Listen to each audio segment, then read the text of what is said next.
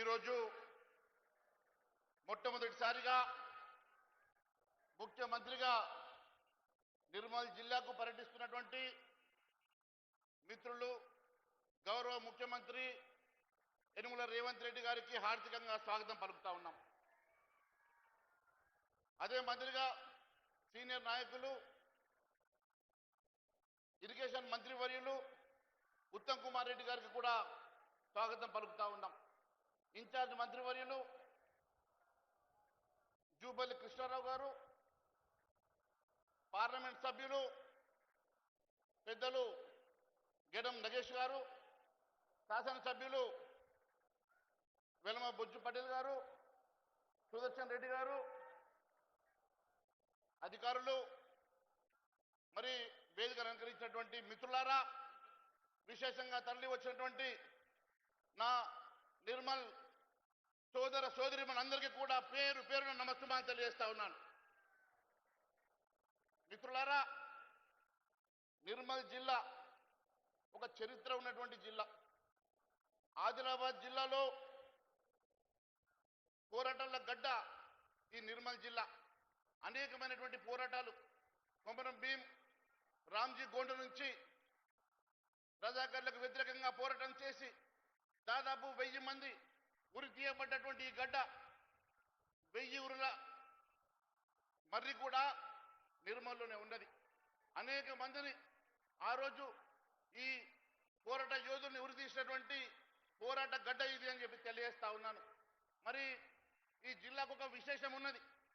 ఉమ్మడి ఆదిలాబాద్ జిల్లాకు ఉత్తర భాగాన పెనుగంగ పారుతుంది, దక్షిణాన ఇక్కడ గోదావరి పారుతుంది, మరి తూర్పున ప్రాణహిత జీవనదులు ఎన్నున్నా జిల్లాలోని పేద ప్రజలకు ఇక్కడ ఉన్నటువంటి సాగునీరు, మంచినీటి కోసం మరి ఇప్పటికీ కూడా ఇక్కట్లు తప్పడం లేవు.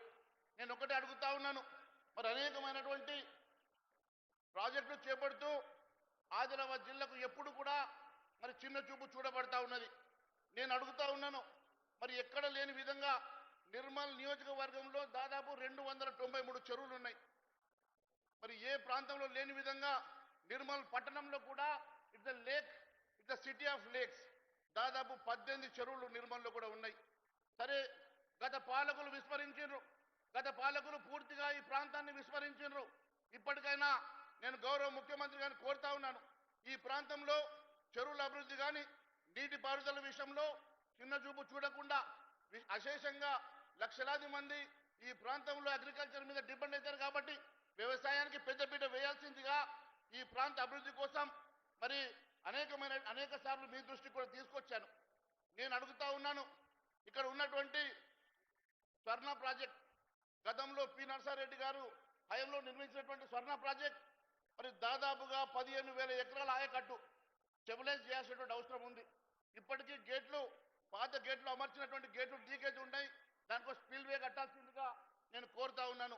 అంతేకాకుండా ఆ మొత్తము కాలువలన్నీ కూడా గత 30 సంవత్సరాల క్రితం నిర్మాణం చేసినటువంటి కాలువలు శిథిలావస్థలో ఉన్నాయి, వాటిని మోడర్నైజేషన్ చేయాల్సిందిగా నేను ఈ ప్రభుత్వాన్ని కోరుతా ఉన్నాను.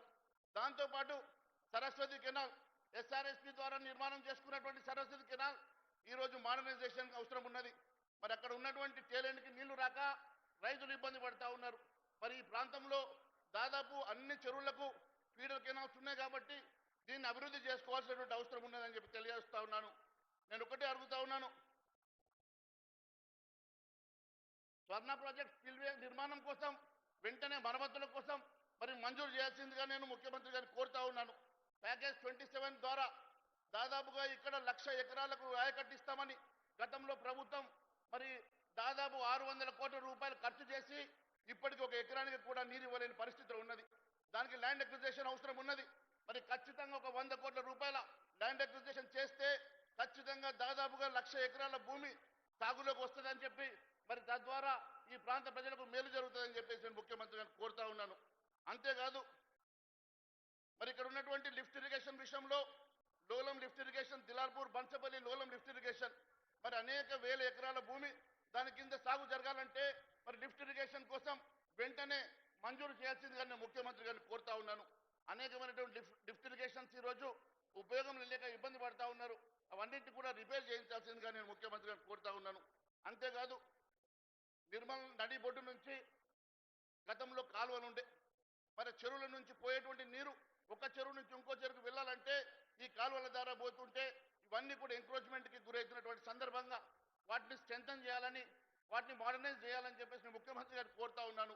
గతంలో దాదాపు 16 కోట్ల విలువ చేసేటువంటి ఎస్టిమేట్స్ని నేను ముఖ్యమంత్రి గారికి ఇవ్వడం జరిగింది. వెంటనే దాన్ని మంజూరు చేయాల్సిందిగా నేను ముఖ్యమంత్రి గారికి కోరుతా ఉన్నాను. అంతేకాదు నిర్మల్ మున్సిపాలిటీ గతంలో మాస్టర్ ప్లాన్ పేరు మీద ఈ ప్రాంతానికి అన్యాయం జరిగిందని దాని మీద నేను పెద్ద ఎత్తున మరి ఎడ్యుకేషన్ చేశాను, నిరాహార దీక్ష కూడా చేసిన సంగతి నేను గుర్తు చేస్తా ఉన్నాను. దానికోసం మరి నేను గతంలో మున్సిపాలిటీలో రిజర్వేషన్ కూడా తీయించాను. మరి దాన్ని వెంటనే రద్దు చేసి అప్పుడు కాంట్రవర్షియల్గా ఉన్నటువంటి జిఓఎంఎస్ 220ని రద్దు చేయాల్సిందిగా కోరుతా ఉన్నాను. వెంటనే మరి ఇక్కడ ఎక్కడైతే అగ్రికల్చర్ భూములన్నింటినీ కూడా ఇండస్ట్రియల్ జోన్గా మార్చినటువంటి గత పాలకుల్ని వెంటనే మీరు ఆ జీవోని క్యాన్సిల్ చేసి మరి ఇక్కడ ఉన్నటువంటి రైతుల్ని ఆదుకోవాల్సిందిగా నేను మీ అందరినీ ముఖ్యమంత్రి గారిని మీ ద్వారా కోరుతా ఉన్నాను. అంతేకాకుండా ప్రత్యేక అభివృద్ధి కోసం గత ప్రభుత్వం మున్సిపాలిటీ అభివృద్ధి కోసం నిధులు ఇస్తే 3 కోట్లు ఖర్చు పెట్టిన తర్వాత ఆ నిధులు క్యాన్సిల్ అయినాయని చెప్తా ఉన్నారు. దయచేసి దాన్ని రివోక్ చేయాల్సిందిగా నేను ముఖ్యమంత్రి గారిని కోరుతా ఉన్నాను. అంతేకాకుండా టీయూఎఫ్ఐడిసి ద్వారా 50 కోట్ల రూపాయలకు జీవో వచ్చింది. కానీ ఇప్పటి వరకు ఆ 50 కోట్ల రూపాయలు మంజూరు చేయలేదు. మున్సిపాలిటీ చాలా దారుణమైనటువంటి పరిస్థితి నిర్మల్ మున్సిపాలిటీ ఉన్నది. నేను ముఖ్యమంత్రి గారిని దయచేసి కోరుతా ఉన్నాను, ఆ జీవో ప్రకారం వెంటనే నిధులు మంజూరు చేసి నిర్మల్ మున్సిపాలిటీని ఆదుకోవాలని చెప్పి నేను కోరుతా ఉన్నాను. అంతేకాకుండా 100 కోట్లతోటి గతంలో ఎస్టిమేట్స్ అడిగితే 100 కోట్ల ఎస్టిమేట్స్ పంపించాము, ఇంకా ప్రభుత్వం దగ్గర పెండింగ్ ఉన్నది, వెంటనే మంజూరు చేయాల్సిందిగా నేను కోరుతా ఉన్నాను. అన్నిటికన్నా ముఖ్యమైనటువంటి అంశం ఏంటంటే బాసర నిలయమైనటువంటి నిర్మల్ జిల్లాలో ఇప్పటికీ ఒక యూనివర్సిటీ లేదు. ఈరోజు కాకతీయ యూనివర్సిటీకి అఫిలియేట్ అయినటువంటి ఇక్కడ అనేకమైనటువంటి ఇబ్బందులు ఉన్నాయి. వెంటనే బాసర యూనివర్సిటీని వెంటనే మీరు మంజూరు చేయాల్సిందిగా నేను ముఖ్యమంత్రి గారిని కోరుతా ఉన్నాను. అంతేకాకుండా గతంలో నేను ఎమ్మెల్యేగా ఉన్నప్పుడు ఇక్కడ పీజీ కాలేజ్ మంజూరైంది. కానీ ఈరోజు పీజీ కాలేజ్ తరలించుకొని పోయినరు, ఇక్కడ క్లాసెస్ నడుస్తలేవు, స్టాఫ్ అంతా కూడా రిటర్న్ పోయినరు. కాబట్టి వెంటనే పీజీ కాలేజ్ని మంజూరు చేయాల్సిందిగా నేను ముఖ్యమంత్రి గారిని కోరుతా ఉన్నాను. ఇక్కడ ఈ స్టేడియం అని చెప్పేసి గతంలో ఎన్టీఆర్ స్టేడియం అని చెప్పి దీన్ని ఇంతకుముందు అనౌన్స్ చేశారు. కానీ ఇక్కడ కూడా ఎంక్రోచ్మెంట్ జరుగుతూ ఉన్నది. స్టేడియం లోపల ప్లాట్లు పుట్టుకొచ్చినాయి, స్టేడియం లోపల పట్టాలు పుట్టుకొచ్చినాయి. దాని మీద ఎంక్వైరీ చేసి వెంటనే కాపాడాల్సిందిగా కోరుతూ నిర్మల్కి ఒక స్టేడియంని మంజూరు చేయాల్సిందిగా నేను ముఖ్యమంత్రి గారిని కోరుతా ఉన్నాను.